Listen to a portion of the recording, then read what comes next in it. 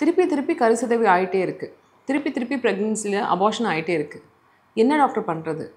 ஒரு குரூப்பில் கன்சீவ் ஆகிறதே ப்ராப்ளமாக இருக்குது, அவங்களுக்கு ஒரு வேதனை இருக்குன்னா, கன்சீவ் ஆனாலும் நிம்மதியாக சந்தோஷமாக இருக்க முடியாமல் எப்போ என்ன ஆகிடுமோ அப்படின்னு சொல்லி பயந்துட்டுருக்கிறது இன்னொரு பெண்மணிகள். ஸோ இவங்களுக்கு முக்கியமாக என்ன சொல்லணுன்னா, ஃபஸ்ட்டு டைம் ஒரு தடவை கருச்சிதைவு ஆகுதுன்னா, அபார்ஷன் ஆகுதுன்னா அதுக்கு பயப்பட வேண்டாம்.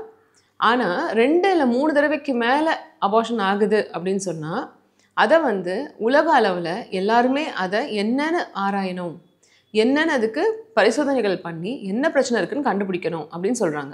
எல்லாருக்கும் கண்டுபிடிச்சிட முடியுமா?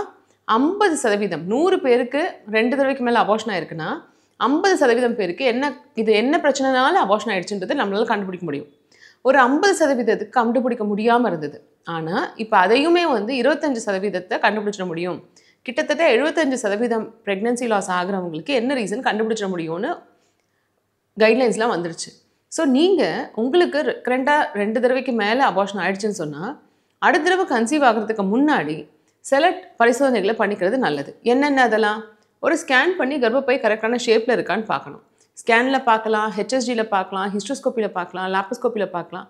எந்த மெத்தட்லையாவது யூட்ரஸ் நார்மலான ஷேப்பில் இருக்கா, டியூப்பில் ஏதோ ஹைட்ரோசால்ஃபிங்ஸ் அந்த மாதிரி வீக்கம் ஏதாவது இருக்கா, இதை முக்கியமாக பார்த்துக்கணும். அடுத்தது நம்ம பார்க்கக்கூடியது ஆட்டோஇம்யூன் கண்டிஷன்ஸ். உங்கள் உடம்புக்கு நீங்களே எதிர்ப்பு சத்து ப்ரொடியூஸ் பண்ணுறதுனால ஏபிஎல்ஏ, ஏஎன்ஏ, தைராய்டு ஆன்டிபாடிஸ் இந்த மாதிரி உங்கள் உடம்புக்கான எதிர்ப்பு சத்து ப்ராப்ளம்னால வர பிரச்சனைகளை பார்க்குவாங்க டாக்டர். இதுக்கு அடுத்தது நம்ம பார்க்க வேண்டியது ஜெனட்டிக் ப்ராப்ளம்ஸ். ஸோ அப்பா அம்மாவுக்கு ஜெனட்டிக்கலாக ப்ராப்ளம் இருந்ததுன்னா குழந்தைக்கும் ப்ராப்ளம் ஆகலாம். 3ஆவது தடவை உங்களுக்கு ப்ரெக்னன்சி லாஸ் ஆகுதுன்னு சொன்னால் அந்த கருவை எடுத்து ஜெனட்டிக் டெஸ்ட் பண்ணால் அந்த கருவுக்கு என்ன பிரச்சனை இருக்குன்னு பார்த்து அந்த பிரச்சனை அப்பா அம்மா கிட்டேருந்து வந்துச்சான்றதையும் நம்மளால் கண்டுபிடிக்க முடியும். அதனால் அப்பா அம்மாவுக்கு கேரியோடைப்பிங் டெஸ்ட், குழந்தை மிஸ்கேரேஜ் ஆகுதுன்னு சொன்னால் குழந்தைக்கும் கேரியோடைப்பிங் டெஸ்ட் பண்ணுறது ரொம்ப நல்லது. இதுக்கு அடுத்தது endocrine problem which is very common.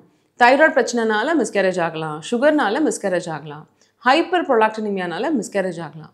அதனால் எண்டோக்ரைனால் ப்ராப்ளம்ஸையும் டாக்டர்ஸ் செக் பண்ணிப்பாங்க. ஸோ பிளட் சுகர்ஸ், தைராய்டு இதெல்லாம் கரெக்ட் பண்ணிக்கிட்டு யூட்ரஸில் இன்ஃபெக்ஷன் இருந்தாலும் திருப்பி மிஸ்கேரேஜ் ஆகலாம். அதனால் யூட்ரஸில் இன்ஃபெக்ஷன் இருக்கான ஒரு பயாப்சி எடுத்து டாக்டர்ஸ் பார்த்துப்பாங்க. இந்த basic work up step by step பண்ணும்போது மோஸ்ட்லி 50% ஆஃப் பேஷண்ட்ஸ்க்கு எந்த பிரச்சனை இருக்குதுன்னு கண்டுபிடிச்சிட முடியும்.